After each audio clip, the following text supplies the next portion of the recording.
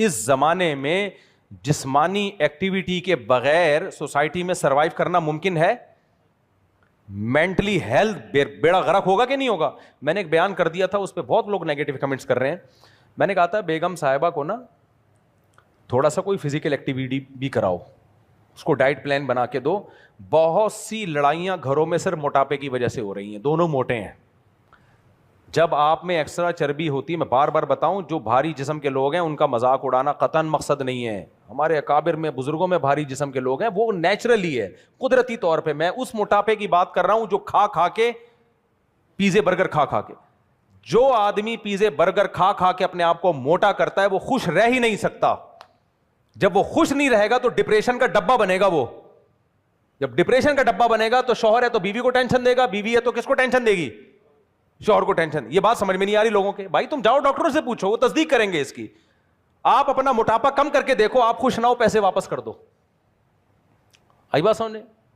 اگر میں نے کوئی پیسے آپ سے لیے ہوں تو میں واپس کر دوں گا, آپ نہیں واپس کرو, میں واپس کروں گا. ہمارے نبی صلی اللہ علیہ وسلم نے موٹاپے کو پسند کیا ہے, زیادہ کھانے کو پسند کیا ہے, یا روزوں کو پسند کیا ہے؟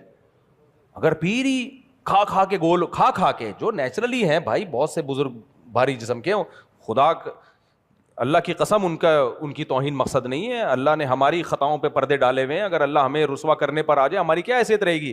تو کسی کو برا نہیں کہہ رہا, تو قیامت میں پتہ چلے گا کون نیک ہے کون برا ہے. لیکن اتنی شریعت تو بیان کرنا میری ذمہ داری ہے نا.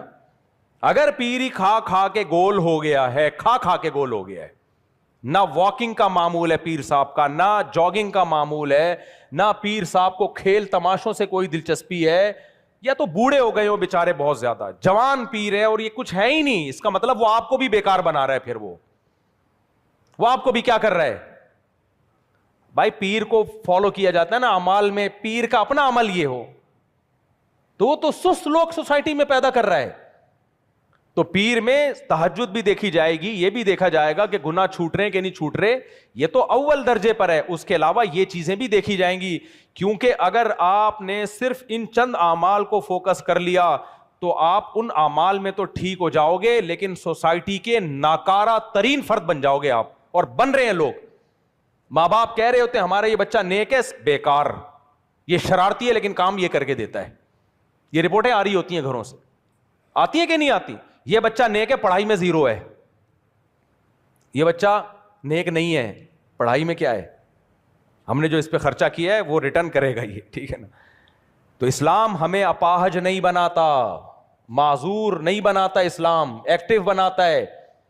یہ جو نبی کریم صلی اللہ علیہ وسلم کی حدیث ہے, المؤمن القوی احب الی اللہ من المؤمن الضعیف, طاقتور مومن اللہ کو کمزور سے زیادہ محبوب ہے. کیوں بھائی؟ اس لیے کہ طاقتور سوسائٹی میں وہ کچھ کر سکتا ہے مثبت کام جو کمزور نہیں کر سکتا. کمزور دوسروں پہ بوجھ بنتا ہے. تو بوجھ مت بنو, اپاہج مت بنو, سوسائٹی میں کارآمد فرد بنو. کارآمد فرد بننے کے لیے کہ اگر آپ پڑھائی کر رہے ہو تو پڑھائی کو میں آگے جاؤ, آپ ان تمام دنیا کے شعبوں میں جاؤ جو کسی قوم کو کی ترقی میں بنیادی کردار ادا کرتے ہیں.